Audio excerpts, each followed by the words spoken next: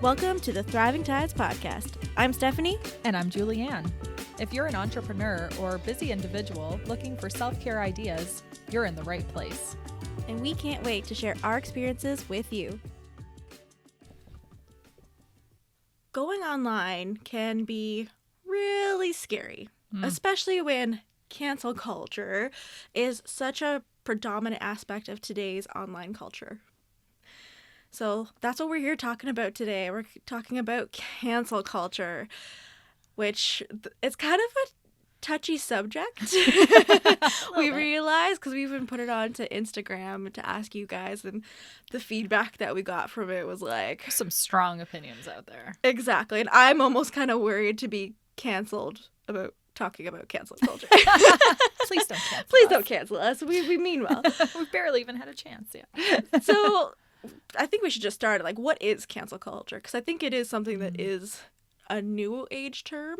Like, you don't hear about cancel culture from like 5 years ago. You know? Yeah, even that little time backwards, right? Like in the past, you would think cancel, it was a literal meaning of it just got canceled. Yeah, exactly. Right? Like a TV show gets canceled. Yeah. But not a like mass group of people who are just like trying to take someone down. So I'm just going to read the Wikipedia, the definition. Which says that cancel culture is a modern form of ostracism in which someone is thrust out of social or professional circles. So it could be online, on social media, in person. And so those who are subject to this have been, quote unquote, canceled. Yeah. And that's like with the way that the world can reach one another through social media and online virtually now, that's really scary because it could be someone that's never even met you or knows really anything about you personally. Exactly. And like, it's crazy because we are talking about not only the public cancel culture, so like things like Ellen DeGeneres getting canceled because of how she treats her staff, to like the slew of books by Dr. Seuss being canceled because of the really bad, awful racist undertones. Yeah. And like the other things like the Space Jam Pepe Le Pew being like kind of called out for being a creep in the, Me Too movement. Yeah. So like it's everywhere, but at the same time there's also the aspect that we need to be aware of as business owners and people that are online even in general about cancel culture, and like what does it mean for you putting yourself out there and your business and your brand, because you're so much like people try to take their personal brand out of their business brand, but sometimes it comes back. You know what I mean? Like you even see it with like things like Victoria's Secret. It had like a massive runway show and everything, but then it came out that the CEO was a terrible person, and sure enough it got canceled and they lost like a bunch of revenue. And it's just so like, I find it super fascinating. I don't know about you, but yeah, it's fascinating and terrifying. Yeah. Oh, it's so terrifying. So I'm really excited that we're talking about this topic today because yeah, like what do you even do? Like there's not really a place to start. So yes, there's the public cancel culture, but then there's also like the even us as islanders or Canadians and so on. Yeah, or just like, well, we're not just regular people because look at us. We're regular people doing unregular things. Yeah. Yeah, like if we want to make it more, I guess, relatable or relevant to us and to our listeners, cancel culture definitely is everywhere. It's still something that we might have in the back of our minds, and I think it more just has like a definition now too, right? Yeah. Like maybe this is something that has been happening and we're more aware of it now, and it's labeled and it's trendy. Yeah. So people are almost trying to claw their way into fame by being the ones taking on the cancel culture movement, which also is so messed up because it goes against everything we talk about when it's like community and collaboration over competition. And, what is really driving those people to cancel them? Exactly. What's really kind of behind it all, I guess. Exactly. What are your thoughts on cancel culture? What are your opinions? It's interesting. Like I feel for the people who get canceled, honestly, in some ways, because sometimes it's something that they did like way early on in their career or in their life when they had no idea where they were going to go. And not to say that that gives people an excuse to do shitty things in the past, but we're all human and we're all going to make mistakes. And if you have done nothing, you know, if you did that one bad thing in your life and then you've done all this other good, I think it's BS that that one thing can cancel out all the other good stuff and you can just have that all ripped from you. But again, you kind of need the context of what that thing was. Exactly. If you were just naive or stupid or whatever and you're willing to own up to it and admit to it, do you really need to be fully canceled? I don't know. Maybe there's times that it's warranted. And anybody who knows me knows that I don't really follow like celebrity gossip or any of that kind of stuff. So a lot of these things I'm just like, oh, that happened? Oh, that sounds terrible. Yeah. So I don't know a lot of the specifics of where cancel culture has hit a lot of people, but even just my thoughts on what it is it's hard, and it makes it really scary to show up and be yourself. Yeah. And worry what from your past might come up, or what might I do now then in 5 years time is no longer going to be acceptable, and for that reason I'm going to get canceled then, or you know, because we're human beings who continue to learn and grow and evolve. There's a lot more social injustice in our face these days, and much better means to be educated and understand them, which we should all be doing. But we can't know everything, and we can't always know when we might be offending a person or a group. And I think we need to be able to have the ability to do our best. That might be an unpopular opinion, but I don't know. I like to give people the benefit of the doubt before I just completely write them off or cancel them or tell everybody else that they need to do the same. Exactly. Yeah, I do agree with you. Like, especially from the past, because the thing is, we do learn and grow. Like, I think about past me and the way I would have acted sometimes. Like, I was very, like, quick to talk, right? Like, I would burn bridges, and I'm like, I'm not that kind of person anymore. Like, I've grown so much. I've realized that was a part of my depression and the way, you know what I mean? And the thing is, some people don't know about that aspect too. There's so much underlying about, like, what deep down is going with a person. Like, they could have lost someone really dear to them and they don't know how to process that grief, for example. Now, I do think cancel culture is appropriate when it comes to things that are illegal, like, you know, going after minors, or things like with like sexual misconduct, sexual abuse. Like, whenever I hear of like the Me Too, like any kind of like you're saying, all the activism that's going on right now, I think those are all really great. Like, even when I brought up like the Dr. Seuss, I'm like, yeah, that was awful. And like how did he sell so many copies of exactly that? And like, yeah, I get it, there's the nostalgia piece, so there's a lot of people that are also upset because that was their youth, but then it's like, no, we need to have these serious conversations about what's going on, and I feel like that's warranted. But then when like you look at the other flip side, where like, yes, it was kind of shitty what Ellen DeGeneres did, but at the same time, like, she is a public figure. Is it so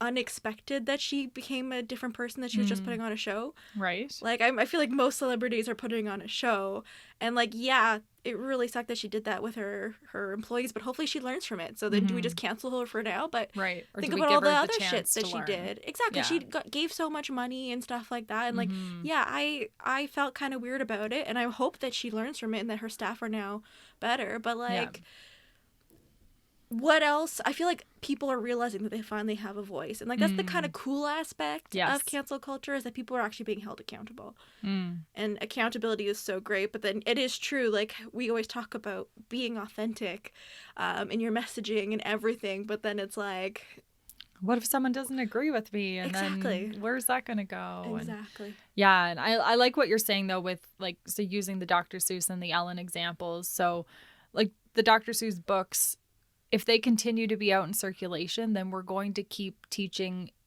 every single generation to come these inappropriate things. And that's not going to help them understand what these other cultures and races go through. Exactly. Right? So we need to get rid of that. That can't be, or it needs to come with a way to explain, like, this isn't appropriate. This, Yeah. we don't want to be continuing to feed these little minds with that stuff. Exactly. But with Ellen as a human who can change, because everyone can if they want to, does she get the chance to do that? Yeah. Right? But then, like, for some people, it's just like, nope, you had a chance. Suck it up. Yeah. And And people have a hard time with celebrities too, right? Because it's like, oh, well, you're rich and this and that and whatever. But I see that as a lot of jealousy. Yeah. It's like everybody has the ability, if they want to really work hard for what they want. She didn't just show up one day and become a millionaire. Exactly. She had to work for it. And yeah, she probably did lose herself in a lot of that and figuring it all out. And I can just imagine what fame would do to us when we get there. Hopefully we'll stay authentic and do the right thing. Yeah. But I'd like to know that if we did screw up, someone will call us out. Yeah, and give us a chance to fix it. That's the thing too. I think the chance part is, really huge. And then especially when we start thinking about, the smaller beans, like maybe not the celebrities, but even just here.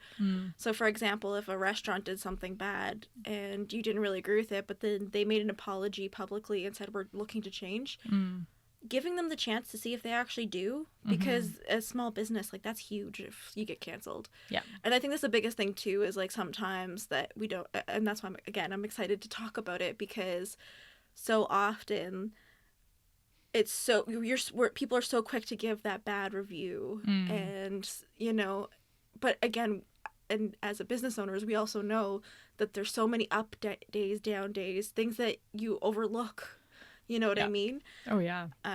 Which is funny because I recently got a 2-star review, and that hit me like way below the line. And this is actually kind of where the inspiration of this episode came in. We were together when it happened. Yeah, we were. You saw me in my little panic attack, and then I went home and then just cried some more. And it's funny because I thought I was doing everything that I could to still have a good service, but I clearly missed the mark somewhere. And I got a 2-star review, and it was devastating, because I always coach people like, oh, you want to make sure that you always give a good service so you can give 5-star review, because I know how bad it looks to have a bad review. And unfortunately, like, there's just some kind of miscommunication. I thought it was a spam email when they sent me an email, and I didn't reply, unfortunately. And I guess they tried to communicate other ways, and both ways I didn't see it on the other end. I'm not sure I honestly have no idea what happened there. And so I had to kind of, take the hit and say, I am very sorry. This was a complete mishap. During that time, I was going through something, and I was pulling back from my business for a bit to kind of take care of myself mentally. But they don't know that. Yeah. You know what I mean? And so even though I was really upset and I went like super angry, like, how could they? Why would you ever give me a 2-star review? I am delightful, like, I'm like, they don't even know what I'm going through right now. And I was playing the victim. And then I had to kind of take a step back and be like, okay, Steph, like, something went wrong. What can we learn from this? So obviously I'm checking every single way that people can contact me, because obviously there was something that was missing there. I went to go look on my chat bots on my website to make sure everything was working. Everything is working now, and making sure everything's okay. And I just explained to them as best as I could. Luckily, after a couple emails back and forth, that person did change their mind, and they removed the review. So, and that's another thing too, like, if you're ever in that box, talk to people, you know what I mean? Try to explain to people. I didn't tell them, obviously, like, about, my personal stuff that was going on, because that's not appropriate, I don't think. And I don't want to, I don't want to bring that up. And that's your private business, right? Exactly. And I think too, like, explain, yes, but also maybe, like, seek to understand where they're coming from, right? Because maybe it's them that's having a shit day or something's going on with them and they're looking at who can I take this out on? Oh, well, this person didn't get back to me the way that I thought they would. Because this was like 3 months down the road that this 2-star review came for you too, right? And it was kind of like, what? It was so unexpected. So what's going on with them that's causing them to do that? And if you can put yourself in that perspective of learning or just asking some questions, while also apologizing and just, seeking to understand, like, where was the breakdown? So how exactly did you connect with me or try to connect with me so that I can do some digging? And now and you've got everything fixed on your end too. Exactly. Which is great. And never lead with like excuses too, like, oh, like that's never good too. You did it wrong. You shouldn't have contacted me that way. You should have contacted me this way. Or, exactly. Like, why didn't you do this? Like, no, we can't do that. Yeah. So I do really, I like the way that you have it too. And it was funny because like you were there too, coaching me through it. So I was just so upset. And, like, sometimes like you just need to walk away too. Yes. Like, if that ever happens to you, take a moment to cool down, because if I had written an email, like you saw my like drafts, I was just so upset. I'm like, how could you do this to me below the line? So I think, yeah, it's tough. I mean, we're not only the things that we're doing, but then, it's kind of like the technology that we have set up for people to get in touch with us, all of that. It's making me think, so Chandler Coaches, we just sold out our mini course. But we, like a week ago, found out that our online forms, there was an error and some of them weren't coming through to us. Oh no. And so we may actually have some people who thought they were registered and are not, still to this day. And that's really worrisome for us because that hurts our brand image. And we don't, if people did want to sign up, we want them there. Now the course is full. So if there's these other people, and so that was a huge, like, just like panic for us and below the line. And, how could we let this happen? Are these people going to then go and speak poorly of us and say, like, they don't have their technology figured out? Like, I thought I signed up. They didn't even get back to me. I guess they don't want me. Yeah. All the stories, right? And all we could do in those cases, we found out about it because we had heard from a few people who said they registered and we had nothing on our end. So we're like, okay, something's wrong. It's now been fixed and we've posted online saying that this has happened. Mm-hmm. But are those same people going to see that post? Mm-hmm. Right? Yeah. So who knows? Maybe there's some people out there canceling us right now. Let's hope not. Yeah. And like, that's the weird thing too. It's like, it's not really technically a cancel, because I think that's another thing too. A cancel is like a public, like, ban this person. Yeah. But then there's that also, like, I think it even is the scariest one, is the cancellation that you don't even know about. Because it is true. Like, your brand image is everything. And if there's some businesses that I don't go to because people I know say that owner is not a really good person and stuff like that. Mm-hmm. And I trust them because I trust what they say. So I'm not going to go support them. I would do, and like, that's what we talk about all the time when we're talking about like your brand positioning and your expertise. Like, you're trying to, make sure that all your X's are crossed or T's are crossed and stuff like that, to make sure that something like this doesn't happen, because people will remember those kinds of things.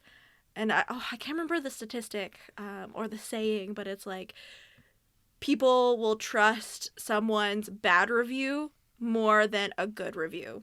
Yeah, I believe that. So like, if you go on Google, so if I'm searching restaurants and there's a restaurant, there's two that I'm deciding between, one has 5-star and like with one bad review, and the other one has 4.5 stars with a bunch of really bad reviews, but just because the average, some people don't look at that. But then it says, oh, the service was really slow and the food was terrible. Perhaps that when they went, it was an off night, or they had a huge staff walkout or something, like you wouldn't have known. And so then, but people would make that brash decision. Okay, I'm gonna go to that restaurant because and that's scary. Yeah, and happens all the time. Oh, all the time. All the time. Yeah. And like, going back to what you just said too, right? So if you hear that the owner of an organization or a business is not an ethical person or a good person or a nice person, whatever, you're not going to want to go there. And we live in a small place where we often do know the owners of everywhere that we go, which is really, really great in many ways, but can hurt you if there's stuff going on. Yeah. And that, you know, that can be a little bit scary too. And we don't know who's talking and who's not and who's saying what. And there's, you know, what, maybe 2 degrees of separation here in PEI, if that. I just love how every time I have a conversation with someone, like, oh, you know, this person, I'm like, oh my goodness, there's so much overlap. Always in find a PEI. connection. Yeah, which is so beneficial in many ways. But if things are going well. Yeah. Yeah. So you do have that worry of that one wrong move, or, you know, even like for me, like I grew up here, and I'm glad that it was before social media, Facebook, all that kind of stuff, because for sure I would have been filmed or captured doing something inappropriate. Right. And I don't want to worry if that's going to come back and slap me in the face as I'm trying to grow my brand and my business and whatnot. So exactly. But also, like, I was a young kid, like, and you're still developing like what your values are too. And I think that's the thing too, like I'm old and I'm still developing my values. Yep. We're always changing, we're always learning. Like, even when you think of things like the Black Lives Matter movement, I always thought I was an ally, and then I actually did my research when everything came out, and I realized I'm not doing enough. You know, and same with like what's going on right now with like all the Asian hate and stuff like that. I always thought I was good, but I'm not an ally, and so I'm learning. Yeah. But back then I would have said, oh no, I'm good, you know. Yeah. But I'm not. Yeah. You know, we're still learning. We don't know what we don't know. Exactly. And then it's, you know, where do you spend your time? Where do you learn that's legit? Yeah. Without also like going to the Black community, the Asian community, and saying, okay, well, you educate me, because that's not their job to do that. That's on us. And yeah, we were very privileged and naive in many ways. Now our eyes are open, and it's okay. So what is enough? I don't know. I think that's probably different for everybody too. Exactly. And I think that's where that cancel culture comes on. I think a lot of people are taking off their rose-colored glasses right now and realizing all the shit that everyone's just been kind of sweeping under the rug and stuff is like, we need to talk about these things. I know we keep going back to like mass culture and like online culture, but they just go hand in hand, because at the same time, like, if you're a business that, you know, isn't supporting the, like, let's just go Black Lives Matter movement, and like you like the Dr. Seuss books. Yep. And you then post it on your social media, oh, I still have this Dr. Seuss book. That again is going to go back on your branding, because that's a thing, that's an aspect that's canceled right now. Right. And they're saying that in other people's eyes, it may be that that's how they're going to view you in supporting that. That's a good point. Yeah. I was thinking of cancel culture specifically on like what those people were doing. But if you're associating with a brand or a person that has been canceled, then that also can impact. Yeah. Well, you're forming your stake on what your value is. And like, that's the whole point of branding, is like, what are your archetypes, your values that you're placing on your brand. Like, it's so much bigger than just, I like to help the economy and I like the ecosystem, so I have an eco-friendly brand. Like, it's so much deeper than that. And I usually tell people, like, you have to take a look at yourself and your personal brand, and if you have employees, take a look at them too, because if your employee doesn't align with your values, there's going to be problems there, because they might have a post on social media about anti something or another, and it doesn't go along with your brand, but then if someone finds that, that's going to look bad on you. Yeah. Yeah, like if you have like a vegan or vegetarian product, and then your employees are out like posting that they're eating like burgers or whatever, right? It's just like depends. Exactly. Yeah. That's pretty wild. We used to, when I worked at Intact, we talked, like when we did our onboarding with staff, we talked about the fact that, you know, this is where you work and this is what you do, and you really think about what you're doing in the public eye and on social media and whatnot. And we actually had to terminate someone who took a picture. It was a very, like, he thought it was very innocent, but he took a picture of his screens one day at work and was like, oh, you know, it was a catastrophe had just happened, so we had so many different claims in the queue. And he posted that on social media, but there were client numbers and things like that. And we said, like, we can't forgive it. I'm sorry. Yeah. He was a great, he wasn't there very long, and that was really tough. But like, as a business owner, you have to stand really firm in what your values and your views are too. Because if you start letting things like that slide and then clients find out, that's, it's challenging. Exactly. Things are going to happen. Yeah. So if you're the business owner, you need to know, how are you going to respond when that happens too? Like, it's when it goes beyond just like the business is you and you start hiring staff. Well, now you're responsible for them too in many ways. Exactly. Oh, so true. So before we keep going on our opinions, I definitely want to bring up what we got set, like, on our feedback for Instagram, because as you guys know, we are always looking for your guys' input in the episodes and your opinions and thoughts. And this one was a really interesting. We got so many responses when it came to the cancel culture, so I was really excited. Heated ones. Very heated, and a lot of really good opinions. So thank you guys so much for sharing. And if you want to have input, just follow our social media. Thriving Tides, Instagram, Facebook. Yeah, we love to post questions whenever we're going to record so that we can incorporate your thoughts. Exactly. And it's all anonymous too, so you don't have to worry about that. So this one's really cool. And then I thought, well, not cool, but a good way to look at it. But she said, "It's frightening. I am always scared something I say could easily be twisted. I also worry about my past. Thankfully, I never had Twitter and never shared memes years and years ago. Not even sure memes were around in the early days of Facebook, ha ha ha. But it still terrifies me that someone can take something from my past and ruin my future." And that's deep. That's deep, and that's totally like what we were saying too. Like, when you're young, how did you know? And you're not even thinking about that. You're just living. Right? Yeah. You're not like, oh, I'm probably going to start a business one day, or I'm going to, climb the corporate ladder, or whatever it is that you do. This can't affect my future. No kid is for future thinking, but not it's many. So true. Like, and it's more like, yes, Twitter is a really bad place for those kinds of like past thoughts, because it was such an easy platform to just be like spewing information. But yeah, that is scary. I do agree with you. Yeah, I like the way they put it too, right? Something from my past to impact my future. Yes. Yeah. Yeah. Might have to put that on a t-shirt. Mine are a little less lengthy, but I got a, "Don't get me started. I could go on all day. It's ridiculous." Yes. I love the strong opinion, and I am picturing this person saying it, and I love it. Beeping, hate it. Thank you. You know who you are. And then another is, "In some extreme cases, this person believes it is needed. But most cases are overkill, like Kevin Spacey and Justin Timberlake." Yes.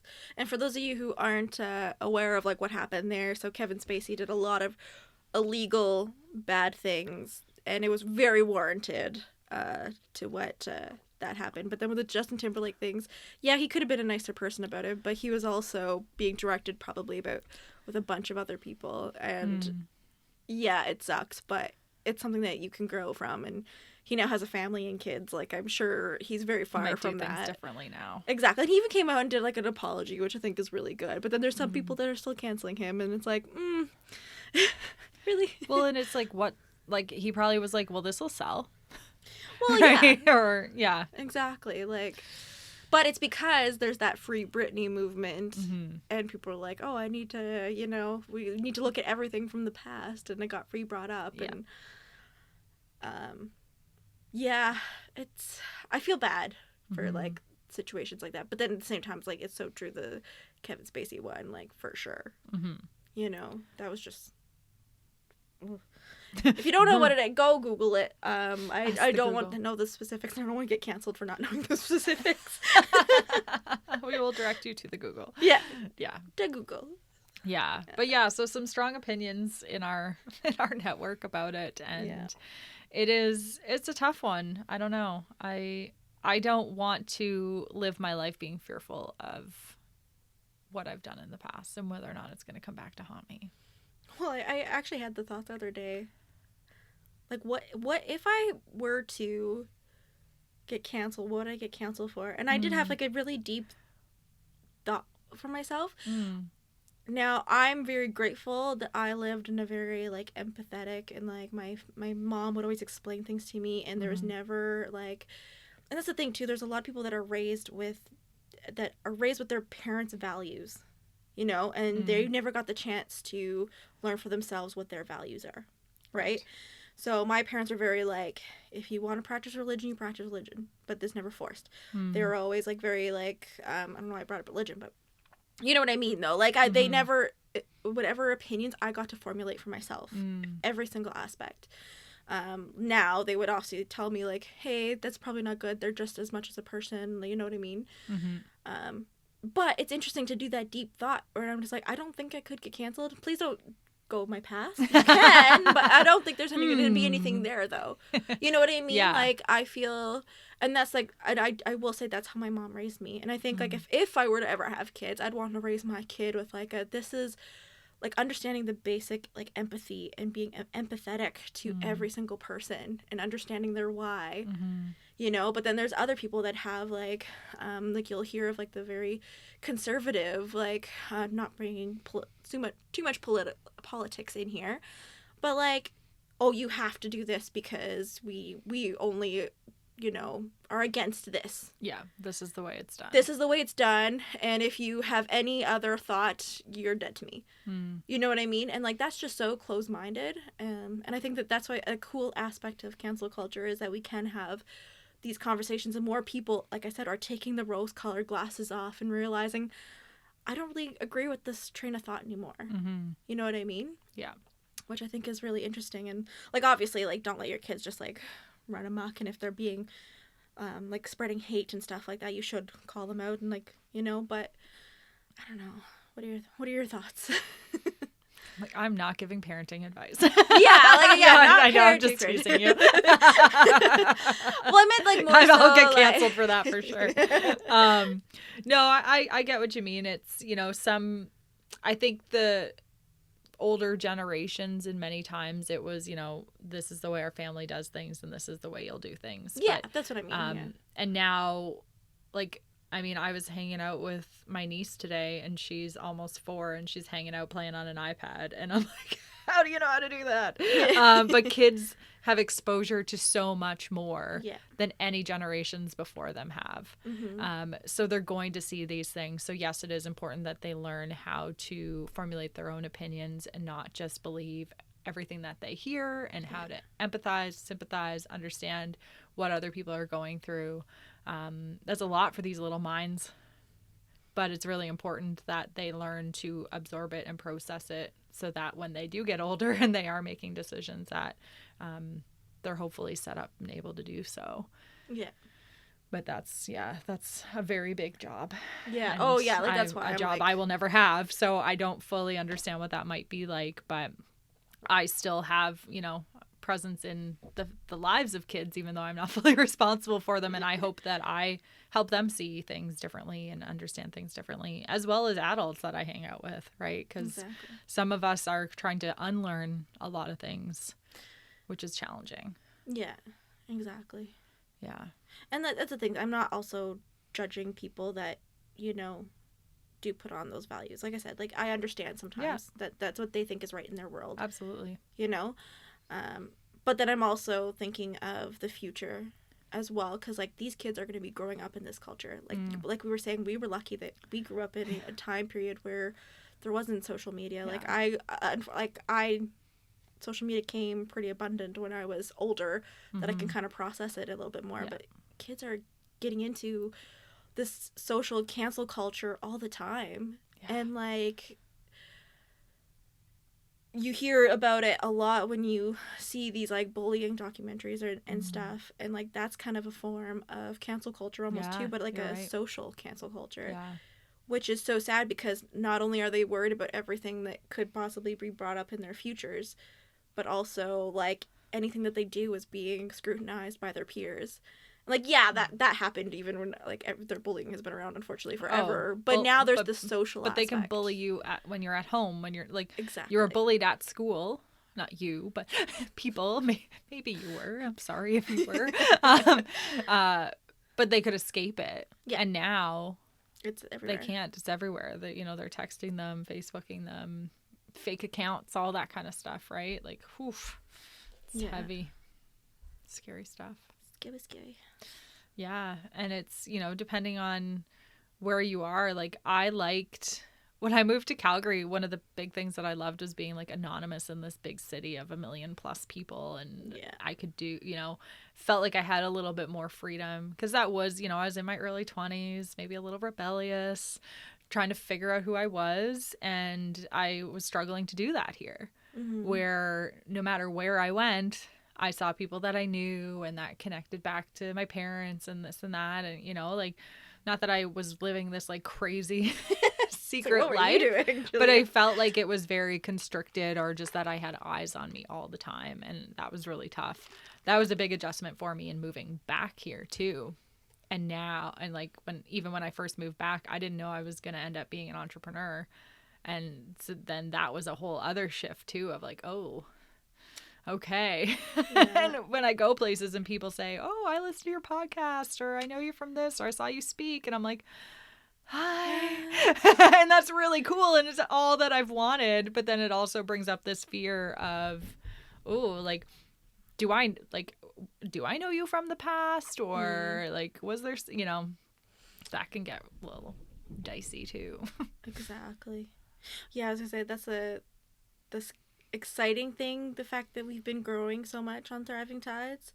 It's exciting, but at the same time it scares the shit out of me. You know what I mean? That's so many more people that can say, I find your voice annoying. Yeah. Or I think really boring. Why are you her co-host? Like, you should, like, you know, she should just replace you.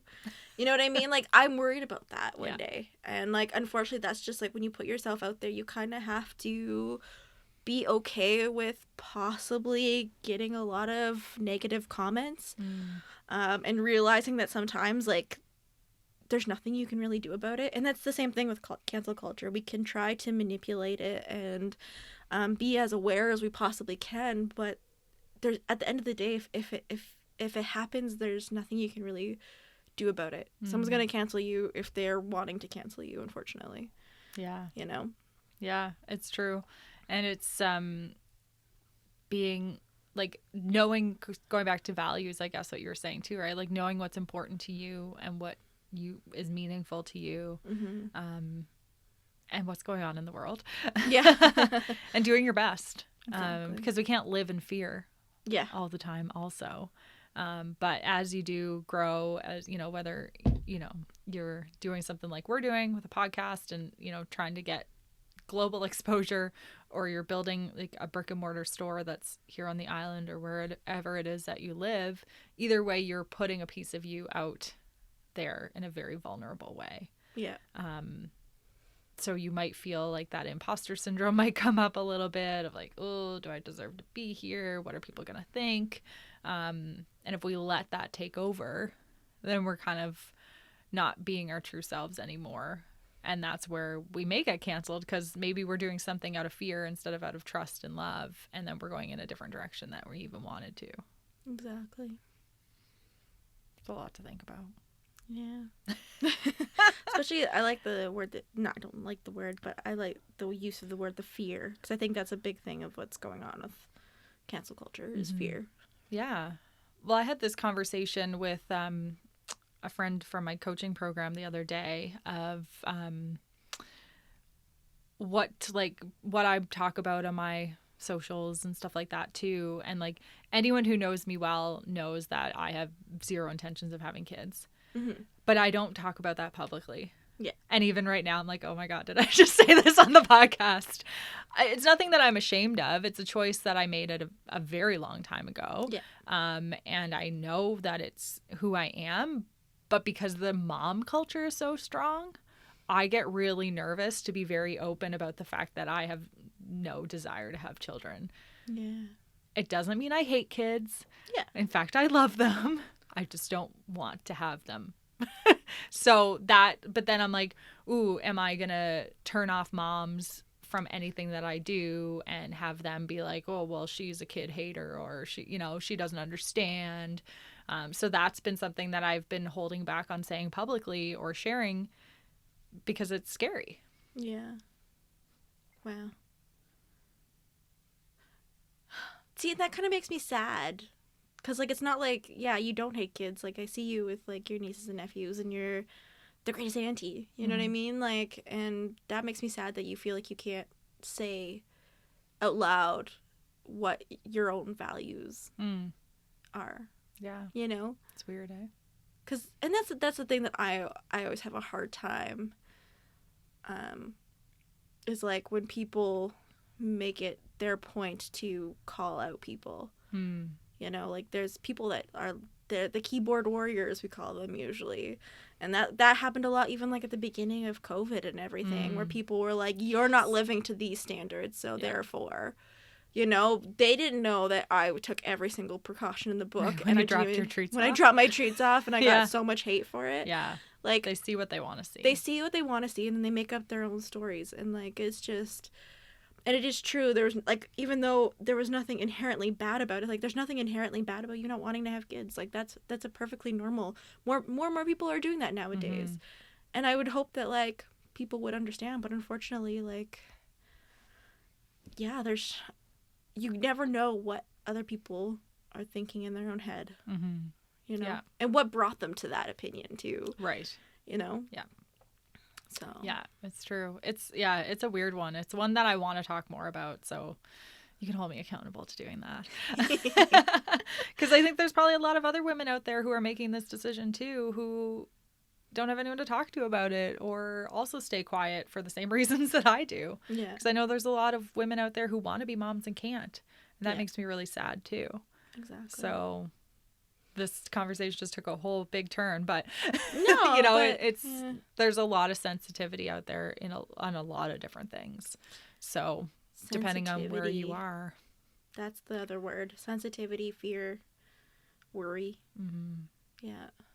Yeah, unpredictability. Well, even like someone that I love posted yesterday and was like, "Are we even allowed to play April Fool's jokes?"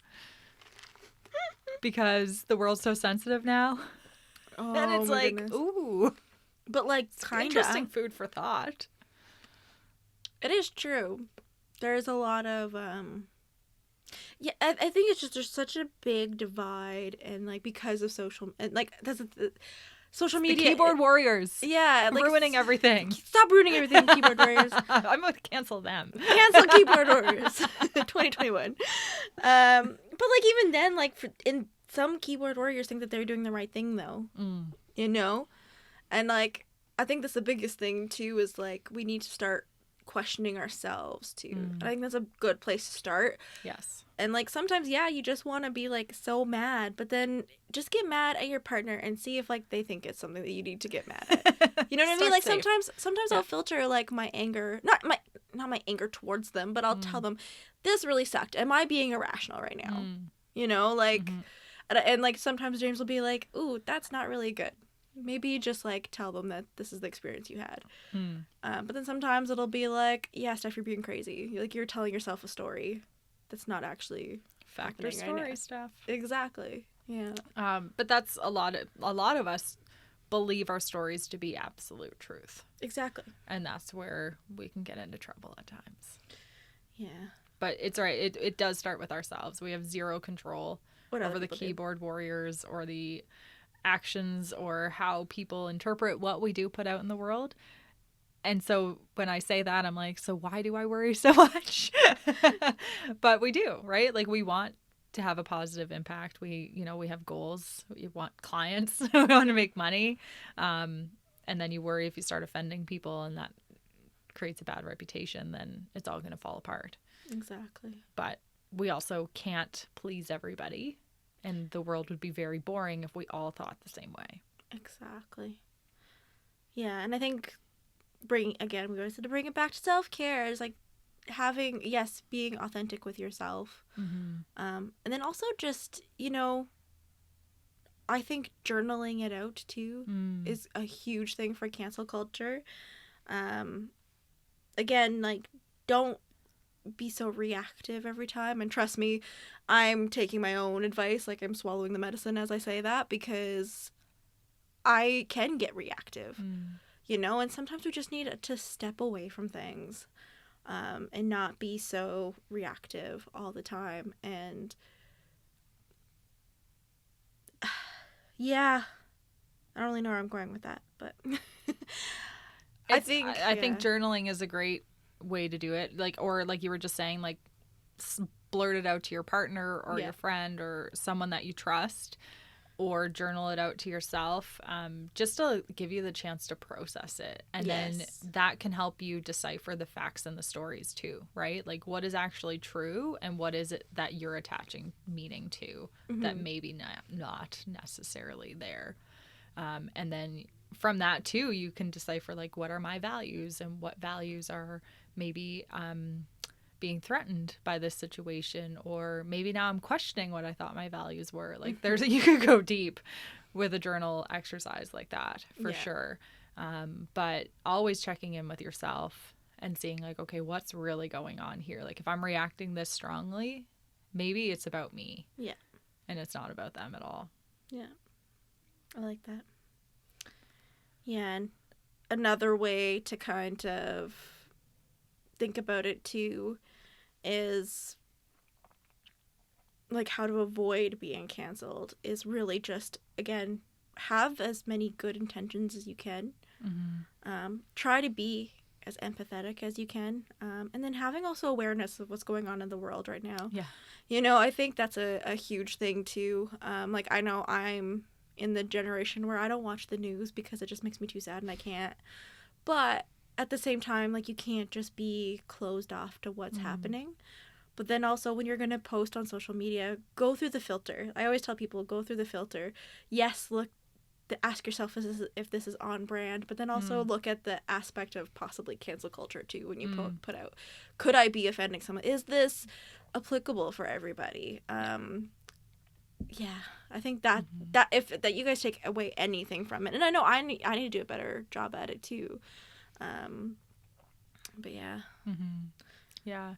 And I think like the only thing I want to add to that too is that if we live our lives from a state of fear all the time, it's not a really fun place to be. No. So trust yourself that you are doing your best. But we can always learn. So what is an area that you want to commit to being maybe a little bit more open or knowledgeable or mindful about, and start there and build on that. So maybe it is a quick browse even of the headlines of the news today, right? Yeah. Just so you know what's going on in the world, and just keeps you more accountable to what's happening so that you're not going to be blindsided when someone's like, oh my God, I can't believe you posted that. Right. Oh man. Awareness. Exactly. Yeah.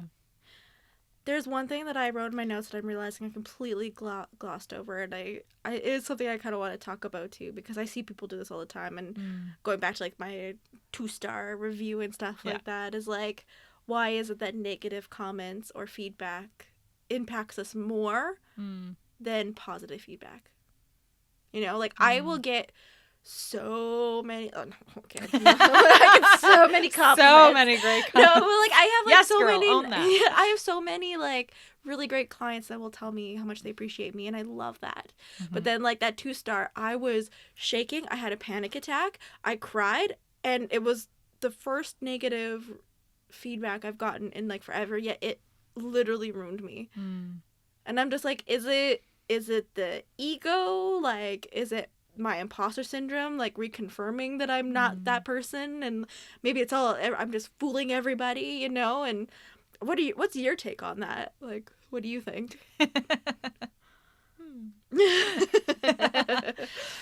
All of the above, maybe. Yeah. A little bit of everything.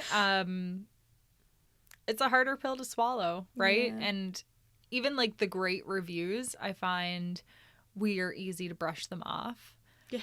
It's nice to hear, but we don't fully own it. Yeah. I think a lot of the times, right? It's, oh, well, thanks. It was nothing. It's just whatever. It's my job. It's okay. What I do. Yeah. Where, we need to really learn to fully own those good reviews, but not so much the negative ones. It's, okay, what can I learn from here? And you did get there eventually, but it was a strong reaction, and is that who you are, right? Like, you're a very strong feelings person.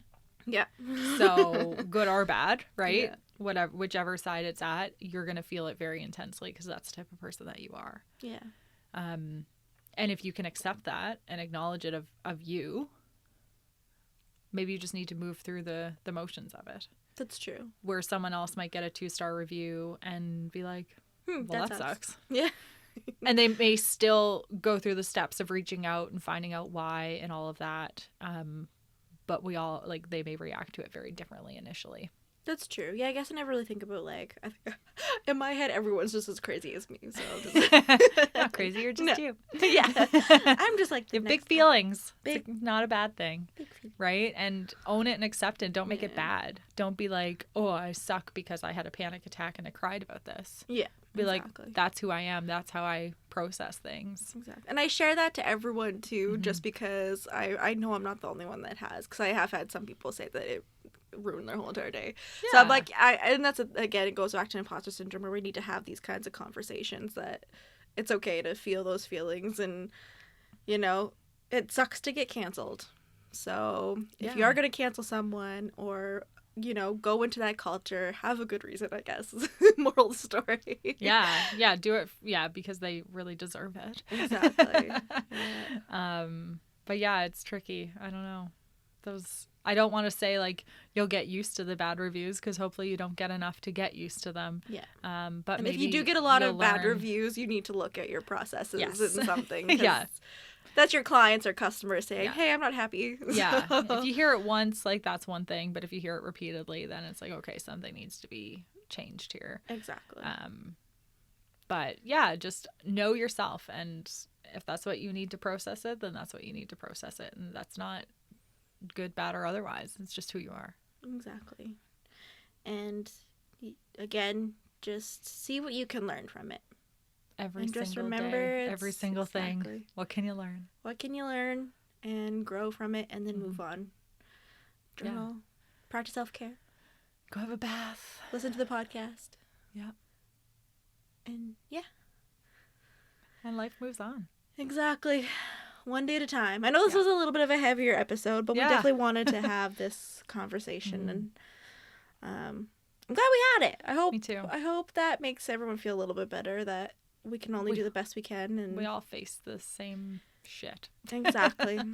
Yeah. And for those of you who didn't get a chance to pop a note to Instagram before we recorded, if you have some afterthoughts after you listen or watch, we always want to hear them. Of course. Yes.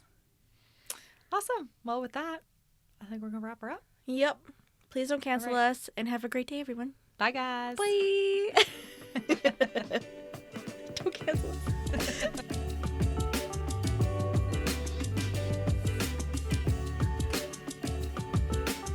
Thank you for joining us for this episode of Thriving Tides. Hit the subscribe button to never miss an episode. Follow us, Thriving Tides, on Facebook, Instagram, and now YouTube to stay connected. And remember, don't fight the rip currents.